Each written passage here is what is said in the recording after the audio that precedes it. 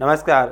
आप सभी लोगों का स्वागत है हमारे आज के खास प्रोग्राम में। प्रिय दर्शकों, आज के इस वीडियो के माध्यम से हम लोग चर्चा करेंगे षोडश वर्गीय चार्ट पाठ संख्या 4 के बारे में। और आज इस वीडियो के माध्यम से हम लोग विस्तार से समझेंगे कि नवांश का निर्माण कैसे करते हैं, वह नवांश से किन किन बातों का विचार किया जाता है। विशेषतः जन्म कुंडली का 9वां अंश, जिसको हम लोग नवांश कहते हैं। सप्तम भाव की विस्तार पूर्वक विवेचना करने के लिए नवांश का विश्लेषण किया जाता है, विस्तार से विचार किया जाता है। विशेषतः नवांश से सप्तम भाव की विवेचना होती है। हमारा जीवन साथी कैसा होगा, हमारा दाम्पत्य जीवन कैसा होगा, लाइफ पार्टनर वर्किंग होगा या सौम्य स्वभाव का होगा, सुंदर होगा, आदि इत्यादि। और इसकी विवेचना करते समय बहुत सारी बातों का विशेष रूप से ध्यान रखना चाहिए। देखिए, जन्म कुंडली मिलान करते समय भी इस बात का विशेष रूप से विस्तार से विवरण चेक कर लेना चाहिए, क्योंकि विवाह के बाद जीवन में बड़ा परिवर्तन आ जाता है। अगर जीवन साथी इच्छा के अनुकूल मिल जाए, स्वभाव के अनुकूल मिल जाए, तो जीवन की चर्या जो है वो बदल जाती है, जीवन सुखमय हो जाता है। वहीं पर अगर जीवन साथी मन के अनुकूल ना हो तो निश्चित है कि जिंदगी में तनाव, परेशानियां बढ़ना शुरू हो जाती हैं और दिमागी टेंशन बढ़ जाती है। इसलिए विस्तार से एक एक चीज़ों को विस्तार से बारीकी से चेक करना चाहिए कि जिसके साथ विवाह तय हो रहा है या शादी पक्की हो रही है, उसकी जन्म पत्रिका कैसी है, सप्तम भाव कैसा है, सप्तमेश कैसा है, लग्न कैसा है, लग्नेश कैसा है।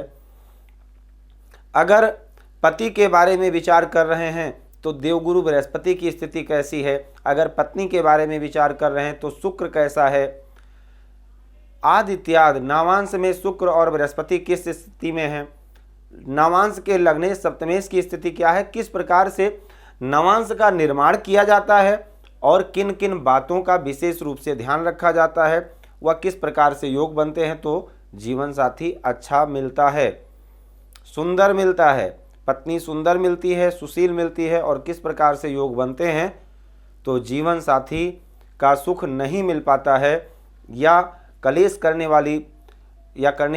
करने वाला जीवन साथी मिल जाता है। इन बातों को विशेष रूप से हम लोग विस्तार से समझेंगे। सबसे पहले हम लोग चर्चा करते हैं कि नवांश का निर्माण यानी नवांश बनाया कैसे जाता है। D1 चार्ट यानी लग्न चार्ट का 9वां हिस्सा यानी 9वां अंश को ही नवांश कहते हैं। तो सबसे पहले नंबर पर नवांश का निर्माण करने के लिए आपने लग्न चार्ट को तैयार कर लिया। अब नवांश के लग्न चार्ट में कौन सी राशि स्थित होगी, इसका आपको निराकरण निकालना है, यानी नवांश लग्न को निकालना है।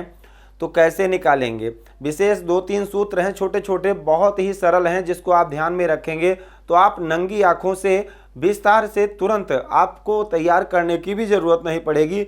लग्न चार्ट में ही देख लेंगे कि कौन से लग्न का नवांश तैयार हुआ होगा या नवांश का लग्न चार्ट का सप्तमेश नवांश में किस राशि में स्थित होगा। बहुत ही सरल है। एक राशि में 30 अंश होते हैं, 30 अंशों को 9 भागों में बांट देना है, तो उसी से आपको नवांश का 9 भाग आपको तैयार मिल जाएगा। यानी नवांश वही एक अंशात्मक विस्तार होगा। पहले नवांश का 30 अंशों को आपको 9 भागों में बांट देना है। जो अंश आपको प्राप्त होगा वही नवांश का पहला नवांश होगा। जैसे कि अगर बात करें तो पहला नवांश 3 डिग्री 20 मिनट का होगा। 3 डिग्री 20 मिनट का एक नवांश होगा। 6 डिग्री 40 मिनट तक दूसरा नवांश होगा। 10 डिग्री तक तीसरा नवांश होगा और 13 डिग्री 20 मिनट तक चौथा नवांश होगा और 5वां नवांश 16 डिग्री 20 मिनट तक होगा। 7वां नवांश 20 डिग्री का होगा और 8वां नवांश 23 डिग्री, छठा नवांश 20 डिग्री तक होगा, 7वां नवांश 20 डिग्री 30 मिनट तक होगा और 8वां नवांश 26 डिग्री 40 मिनट तक होगा और 9वां नवांश 30 डिग्री 26-40 से लेकर और 30 डिग्री तक होगा। तो कुल मिलाकर के एक नामांश का जो मान है वो 3 डिग्री 20 मिनट का है। उसी में आप 3 डिग्री 20 मिनट 3 डिग्री 20 मिनट जोड़ते चले जाएंगे, आपको सारे नवांश प्राप्त हो जाएंगे, यानी 9 नवांश आपको पता लग जाएंगे। इस बात को आपको याद रखना है कि कोई भी ग्रह, कोई भी लग्न की अगर पत्रिका बनी है, अगर लग्न की डिग्री 3 डिग्री 20 मिनट के अंदर है तो समझ जाइए कि वो पहला नवांश है। 3 डिग्री से लेकर 6 डिग्री 40 मिनट के अंदर है तो समझ जाइए दूसरा नवांश है। 6 डिग्री 40 मिनट से लेकर 10 डिग्री तक है तो समझ जाइए तीसरा नवांश है। 10 डिग्री से लेकर 13 डिग्री 20 मिनट तक है तो समझ जाइए चौथा नवांश है। और 13 डिग्री 20 मिनट से लेकर 16 डिग्री 40 मिनट तक है तो समझ जाइए पांचवा नवांश है। और 16:40 से 20 डिग्री तक है तो समझ जाइए छठा नवांश है। और 20 से लेकर 23 डिग्री 20 मिनट तक है तो समझ जाइए सातवां नवांश है। 23 डिग्री 20 मिनट से लेकर 26 डिग्री 40 मिनट तक है तो समझ जाइए सातवां नवांश है, आठवां नवांश है। और 26:40 से लेकर 30 डिग्री तक है तो समझ जाइए नौवां नवांश है। इस प्रकार से आपको नवांश का मान प्राप्त हो जाएगा। अब इसमें एक सूत्र और है जिसको आपको विशेषता ध्यान रखना है, जैसे कि नवांश की गणना किस प्रकार से करेंगे। मान लीजिए जैसे कन्या लग्न की पत्रिका है, लगन चार्ट कन्या लग्न का है और लग्न जो है 8 डिग्री 21 मिनट का लग्न है तो ये दूसरा नवांश है। तीसरा नवांश है 6 डिग्री 40 मिनट से आगे है और 10 डिग्री से कम है, यानी ये तीसरे नवांश का लग्न है। अब इसको किस प्रकार से हम निर्धारित करेंगे, लग्न नवांश का लग्न प्राप्त कैसे करेंगे, उसके लिए एक सूत्र है। आप सभी को पता होगा, अगर बेसिक आपने पढ़ा होगा तो निश्चित आपको पता होगा 4 तत्व की राशियां हैं, अग्नि तत्व, पृथ्वी तत्व, वायु तत्व, जल तत्व। राशियां 4 तत्व की है, ग्रहों को 5 तत्व में लिया गया है। तो अग्नि तत्व, पृथ्वी तत्व, वायु तत्व और जल तत्व की राशियों को ऐसे लिख दीजिए। और उसके बाद अगर अग्नि तत्व राशि लग्न में स्थित हो या अग्नि तत्व राशि में ग्रह स्थित हो तो उसकी गणना आप मेष से करेंगे। पृथ्वी तत्व की राशि यानी वृष, कन्या और मकर राशि अगर लग्न में स्थित हो या इस राशि में ग्रह स्थित हो तो उसकी गणना आप मकर से करेंगे। मिथुन, तुला और कुंभ वायु तत्व की राशियां हैं, इसमें अगर कोई ग्रह स्थित है या इसका लग्न है, इन राशि का ये राशि लग्न में स्थित है तो इसकी गणना आप तुला से करेंगे। कर्क, वृश्चिक और मीन ये जल तत्व की राशियां हैं और अगर ये राशि लग्न में स्थित है D1 चार्ट में या इस राशि में कोई भी ग्रह स्थित है तो उसकी गणना आप कर्क राशि से करेंगे।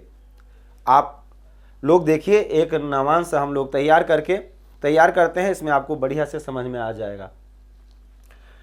कन्या लगन की पत्रिका है तो ये कौन सा तत्व है, वृष, कन्या और मकर पृथ्वी तत्व की राशि है। पृथ्वी तत्व की राशि होने के कारण मकर से इसकी गणना होगी। इसकी गणना जो प्रारंभ करेंगे मकर से प्रारंभ करेंगे। तो वृष, कन्या और मकर, देखिए पृथ्वी तत्व की राशि है, ये 3 राशियां पृथ्वी तत्व की हैं, वृष, कन्या और मकर। इसकी गणना कहां से करेंगे, मकर राशि से करेंगे। तो ये तीसरा नवांश है।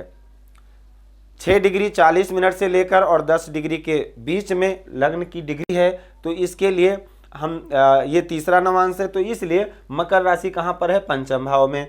अब यहाँ से अगर गणना प्रारंभ करते तो 1, 2 और 3 यानी मीन राशि का नवांश तैयार होगा। अब मीन राशि यहाँ लग्न में स्थित कर देना है आपको। मेष, वृष, मिथुन, उसके बाद क्रम से सारी राशियों को स्थित कर देना है। तुला, वृश्चिक, धनु, मकर, कुंभ। आपको आपका नवांश का लग्न चार्ट बनकर के तैयार हो गया। अब इसके बाद ग्रहों को स्थित करना है। ग्रहों को स्थित करने के लिए सबसे पहले सूर्य है 13 डिग्री 10 मिनट और 13 डिग्री 20 मिनट तक अगर सूर्य होते तो 20 मिनट से ऊपर होते तो पांचवें नवांश में चले जाते। अब 13 डिग्री 20 मिनट के अंदर हैं अगर तो ये चौथे नवांश में है। 3 डिग्री तक देखिए, पहला नवांश 3 डिग्री 20 मिनट, दूसरा नवांश 6 डिग्री 40 मिनट, तीसरा नवांश 10 डिग्री 30 डिग्री को ही आपको 9 भागों में बांटना है। तो 10 डिग्री में 3 नवांश, 10 डिग्री में 3 नवांश और 10 डिग्री में, यानी 0 से लेकर 10 डिग्री तक 3 नवांश, 10 डिग्री से 20 डिग्री तक 3 नवांश और 20 डिग्री से 30 डिग्री तक 3 नवांश, यानी 9 नवांश हो जाएंगे। तो यानी आप संक्षेप में ऐसे भी याद रख सकते हो कि अगर कोई भी ग्रह 10 डिग्री के अंदर है तो समझ लीजिए पहले 3 नवांश में है। 10 डिग्री से 20 डिग्री में है तो समझ जाइए 3 से और 6 के बीच में वाले नवांश में है, और 6 डिग्री से 20 डिग्री से 30 डिग्री के बीच में है तो समझ जाइए 6 से और 9 के बीच में का जो नवांश है उसमें है। तो अब यहाँ पर सूर्य जो है 13 डिग्री यानी 10 और 20 के बीच में है तो पहला नवांश होगा 3, 10 के बाद 11वां नवांश जो होगा वो 13 डिग्री 20 मिनट का होगा। 10 के बाद जो पहला नवांश होगा यानी चौथा नवांश, 10 में 3 आ गए, उसके बाद चौथा नवांश होगा 13 डिग्री 20 मिनट का और सूर्य की स्थिति है 13 डिग्री 10 मिनट, तो यानी 20 मिनट, अगर 10 मिनट और आगे बढ़ जाते 11 मिनट तो ये पांचवें नवांश में पहुंच जाते, लेकिन चौथे नवांश में है। और सूर्य किस राशि में स्थित है? अग्नि तत्व राशि में स्थित है, मेष राशि में स्थित है। तो मेष राशि में अगर सूर्य स्थित है तो अग्नि तत्व राशि की गणना मेष से ही करना है। मेष राशि में स्थित है, अग्नि तत्व की राशि है और इसकी गणना मेष से होगी। तो यानी सूर्य चौथे नवांश में है तो मेष से गिनती सूर्य जहां पर स्थित हैं वहां से यानी मेष राशि से गणना प्रारंभ करते हैं। 1, 2, 3 और 4 यानी कर्क राशि में सूर्य नवांश में स्थित होंगे। सूर्य कर्क राशि में। अब इसके बाद चंद्रमा की बात आती है तो चंद्रमा है जल तत्व राशि में। पहले नंबर पर जल तत्व राशि की गणना कर्क से करना है। दूसरे नंबर पर चंद्रमा कौन से नवांश में है? 20 और 30 के बीच में है, यानी 25 डिग्री 11 मिनट के हैं। तो 20 तक 6 नवांश हो गए कंप्लीट, 23 डिग्री 20 मिनट तक 7वां कंप्लीट हो गया और 23 के बाद 26-40 तक 8वां नवांश होगा, लेकिन है 25 और 10 तक, 25 डिग्री 10 मिनट तक, यानी ये 8वें नवांश में है। तो जल तत्व की राशि है, कर्क से गणना करनी है तो कर्क से गिनती प्रारंभ करते हैं। कर्क 1, 2, 3, 4, 5, 6, 7, 8 यानी नवांश में कुंभ राशि में चंद्रमा स्थित होंगे। नवांश के कुंभ राशि में चंद्रमा स्थित होंगे। अब इसके बाद सूर्य चंद्रमा के बाद मंगल की बारी आती है। तो मंगल है पृथ्वी तत्व राशि में और कितने अंश पर है पृथ्वी तत्व राशि की जो गणना करनी है मकर से करनी है। यहाँ मंगल उच्च राशि के स्थित हैं और मंगल हैं 21 डिग्री के, 21 डिग्री के हैं, कोई मिनट नहीं है। तो 21 डिग्री यानी 6 नवांश क्रॉस कर चुके हैं और 7वें नवांश में गोचर कर रहे हैं। अब 7वां नवांश मकर राशि से ही गिनती करना है क्योंकि ये पृथ्वी तत्व राशि है। तो 1, 2, 3, 4, 5, 6 और 7 यानी मंगल कर्क राशि में स्थित होंगे। यही विशेष विचार करना होता है। देखिए ग्रहों का बलाबल भी नवांश से प्राप्त होता है। कोई भी ग्रह लगन चार्ट में अगर उच्च का दिख रहा है, जैसे मंगल यहाँ पर उच्च के हैं, नवांश में किस स्थिति में हैं? नवांश में वो नीच राशि के हैं। इससे शास्त्रकार ये भी कहते हैं कि कुछ लोग होते हैं जो ऊपर से देखने में कुछ और होते हैं लेकिन हकीकत में अंदर से कुछ और होते हैं। या कुछ लोग अंदर से कुछ और होते हैं, दिखाते कुछ और हैं। दिखाते हैं कि मैं बहुत गरीब हूं लेकिन अंदर से अधिक माल होता है उनके पास, और कुछ लोग दिखाते बहुत हैं और अंदर से कुछ नहीं होता है। अब ऐसे ही पता लगता है कि देखने में तो मंगल उच्च का है लेकिन अंदरूनी मंगल के पास बहुत अच्छा प्रभाव अगर देखा जाए तो नहीं है। क्यों? क्योंकि मंगल नवांश में नीच राशि के हैं। इसी प्रकार से मतलब ये एक शब्द है केवल, जिससे जिस प्रकार से आपको सारी विवेचनाओं को समझना है। अब मंगल के बाद अगर बात करें सूर्य चंद्रमा मंगल, उसके बाद बुध। अब बुध 23 अंश पर स्थित है, यानी 6 नवांश 20 तक पूरा हो गया, 20 डिग्री तक 6 नवांश पूरा हो गया, और 20 के बाद 23 डिग्री 20 मिनट तक 7वां नवांश। अब 7वां नवांश यानी 23 डिग्री के ही हैं, मिनट एक भी नहीं है तो 20 मिनट कम है 7वां नवांश क्रॉस करने में। तो 7वें नवांश में ही कौन स्थित है? बुध स्थित है। अब बुध अग्नि तत्व राशि में है और अग्नि तत्व राशि की गणना मेष राशि से ही होती है। तो मेष से गिनती करते हैं 1 2 3 4 5 6 7, यानी तुला राशि में बुध स्थित होंगे। बुध तुला राशि में स्थित हो गए। बुध के बाद देवगुरु बृहस्पति पत्रिका में जल तत्व राशि में है। जल तत्व राशि की गणना करते हैं कर्क से। अब कर्क राशि में ये दूसरे नवांश में है, 3 डिग्री से ज़्यादा है, 6:40 से कम है, 3 डिग्री 20 मिनट से ज़्यादा है। तो ये दूसरा नवांश है, जल तत्व की राशि में स्थित है। कर्क से गणना करनी है 1 और 2, यानी सिंह राशि में। देवगुरु बृहस्पति सिंह राशि में। गुरु के बाद शुक्र जल तत्व की राशि में स्थित है, गणना कर्क से करनी होगी, और 12 डिग्री 51 मिनट है, यानी 10 तक 3 नवांश क्रॉस हो गया, 10 डिग्री तक। 3 के बाद चौथे नवांश में है, यानी 13 डिग्री 20 मिनट से आगे होते तो 5वां होता। तो 12 डिग्री 51 मिनट तक है, तो इसलिए चौथा नवांश है। और चौथा नवांश यानी कर्क से 4 तक गिनना है, 1 2 3 4, तुला राशि में। शुक्र तुला राशि में।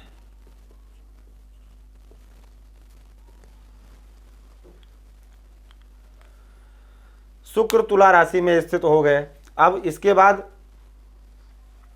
शुक्र के बाद शनि की बारी आती है। शनि देव अष्टम भाव में मेष राशि के और 25 अंश के स्थित हैं, और 25 अंश यानी 20 डिग्री तक 6 नवांश, 23 डिग्री 40 मिनट तक, 23 डिग्री 20 मिनट तक 7वां नवांश, 26 डिग्री 40 मिनट तक 8वां नवांश। अब ये 26 क्रॉस नहीं किए हैं लेकिन 30 से 23 डिग्री 20 मिनट से आगे हैं, और 26 40 से कम है, तो यानी 8वें नवांश में है। अब शनि की अगर हम बात करें तो 8वां नवांश, तो यहाँ से गिनती करेंगे तो 1 2 3 4 5 6 7 8, वृश्चिक राशि में शनिदेव स्थित होंगे। शनिदेव वृश्चिक राशि में।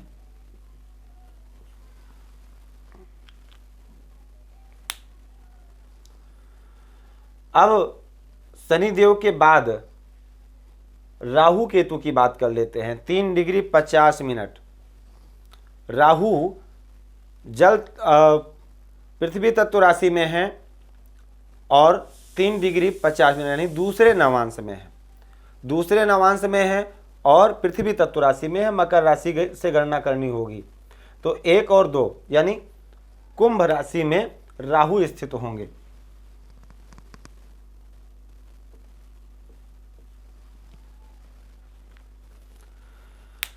अब तीसरे नंबर पर केतु की बात करें अगर, तो केतु जल तत्व राशि में है। जल तत्व राशि में केतु हैं और 3 डिग्री 50 मिनट के हैं। इनकी गणना कर्क से ही होगी। ये भी दूसरे नवांश में है, तो ये आएंगे सिंह राशि में। हमेशा राहु और केतु 180 अंशों पर होते हैं। अब देखिए, नवा चाहे सप्तांश हो, चाहे नवांश हो, चाहे देशकाण हो, और कहीं ना कहीं राहु और केतु आमने सामने आते हैं। कितना अच्छा मैथमेटिक है अगर देखा जाए तो। अब ये नवांश आपका बनकर के तैयार है। अगर अब इसकी विवेचना करनी हो, किस प्रकार से करेंगे? जैसे कि सबसे पहले नंबर पर नवांश, आपके लग्न चार्ट में जो राशि स्थित है वो नवांश में कहाँ पर है, ये देखना आपको बहुत ज़रूरी है।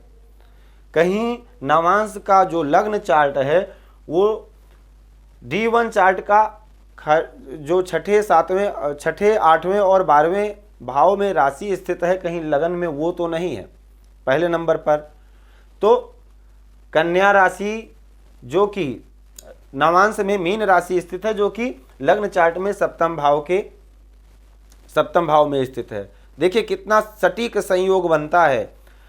इस व्यक्ति का जीवन साथी कैसा होगा? सप्तम स्थान में बृहस्पति की राशि है, बृहस्पति के राशि का जैसा होगा। तो ये देखिए नवांश में बृहस्पति की राशि बन गई।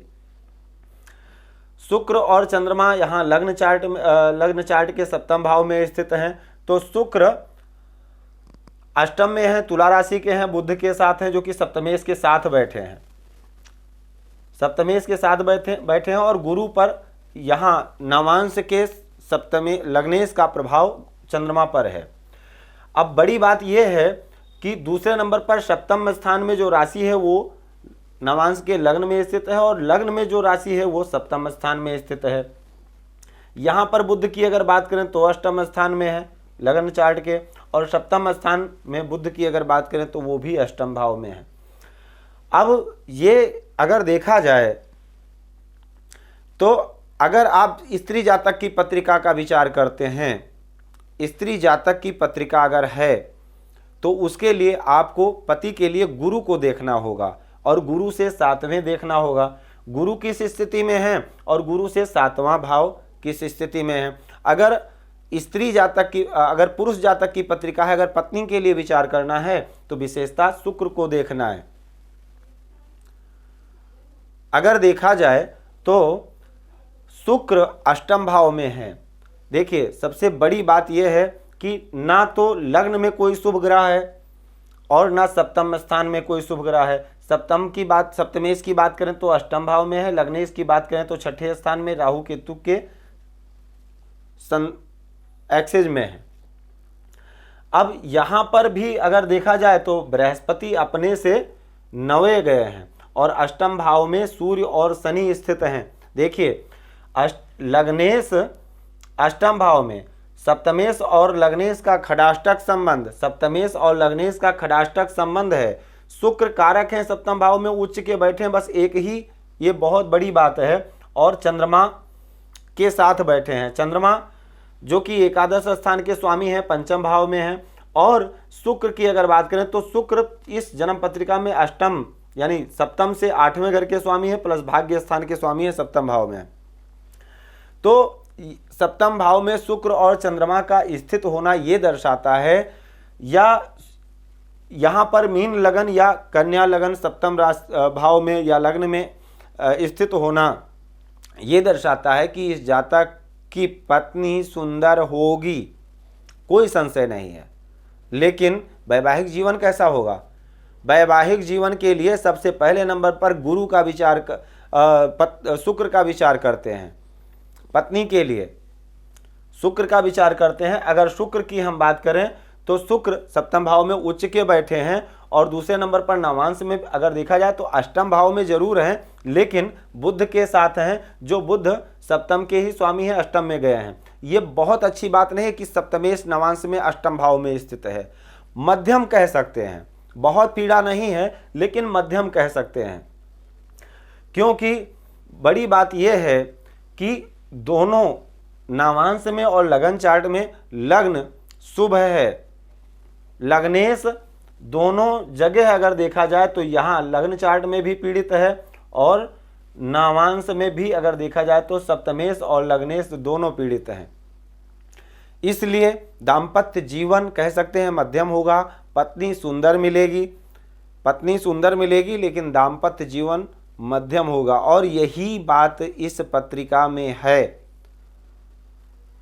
देखिए विशेषतः संक्षेप में अगर यहाँ पर आपको विशेष आपको क्या देखना है, नामांश में जो राशि स्थित है लग्न में उसको देखना है, सप्तम भाव को देखना है, शुक्र को देखना है, और अगर पति के लिए विचार कर रहे हैं तो गुरु को देखना है, पत्नी के लिए शुक्र को देखना है। ये नामांश का एक बहुत ही, नामांश के सप्तम लग्न चार्ट के सप्तम भाव का ये विस्तार बताएगा। नामांश जातक के बलाबल को बताएगा, ग्रहों को बताएगा कि कौन सा ग्रह कितना बलवान है, दैनिक व्यापार को बताएगा, दैनिक आय को बताएगा, पार्टनरशिप को बताएगा, ये सब कुछ बताएगा। अगर कोई भी व्यक्ति पार्टनरशिप में व्यापार करना चाहता है तो कैसा होगा पार्टनर उसका, उसके बारे में बात कर सकते हैं। तो कुल मिलाकर के इस वीडियो के माध्यम से हम लोगों ने समझा कि नामांश का निर्माण कैसे करते हैं और नामांश हमें किन किन बातों को बताता है। पत्नी कैसी होगी, लाइफ पार्टनर कैसा होगा, पार्टनर जिसके साथ हम व्यापार कर रहे हैं वो कैसा होगा, हमारी दैनिक आय कैसी होगी, क्योंकि ये सप्तम भाव है और सप्तम भाव दशम से दशम भाव है, ये लग्न का पूरक है। लग्न से अगर देखा जाए, सप्तम से सप्तम लग्न और लग्न से सातवां सप्तम और दशम से दशम सप्तम, तो इसलिए दैनिक आय बहुत कुछ हमारे विचारों को दर्शाता है। अगर देखा जाए तो लग्नेश अगर नवांश में नीच राशि का हो बहुत कुछ बदल देता है, सप्तमेश नवांश में नीच राशि का हो बहुत कुछ बदल देता है। तो इसलिए नामांश पर गहन अध्ययन करना चाहिए। 10-5 मिनट में ये विषय समाप्त होने वाला नहीं है, इस पर बहुत एक एक चीज़ों को बहुत बारीकी, मेन आज का ये संदर्भ ये था कि नामांश का निर्माण कैसे करते हैं। मोटे मोटे हेडिंग में आप ये समझ जाइए कि किन किन बातों का विशेष रूप से ध्यान रखा जाता है। तो आज के लिए सिर्फ इतना ही। वीडियो अगर आपको अच्छा लगा हो तो इसको लाइक कीजिएगा, शेयर कीजिएगा, चैनल को भी सब्सक्राइब कर लीजिएगा, जिससे आने वाला हर वीडियो आपको सबसे पहले प्राप्त हो। जय श्री राम। भूमि, भवन, वाहन, धन संपत्ति, शादी, व्यापार एवं संतान आदि से संबंधित समस्याओं से हैं परेशान और चाहते हैं उसका संपूर्ण निदान, तो ज्योतिर्विद अमरीश तिवारी जी से तुरंत संपर्क करें। हमारे संपर्क सूत्र हैं 9718504998। हमारे यहाँ वैदिक ब्राह्मणों के द्वारा सभी प्रकार के पूजा पाठ, कर्मकांड, यज्ञ अनुष्ठान, विवाह, गृह कलेश, काल सर्पदोष व नवग्रहों की पूजा आदि कराई जाती है। हमारे यहाँ सभी प्रकार के यंत्र, राशि रत्न, कवच, जन्मपत्री एवं रुद्राक्ष सिद्ध किए जाते हैं।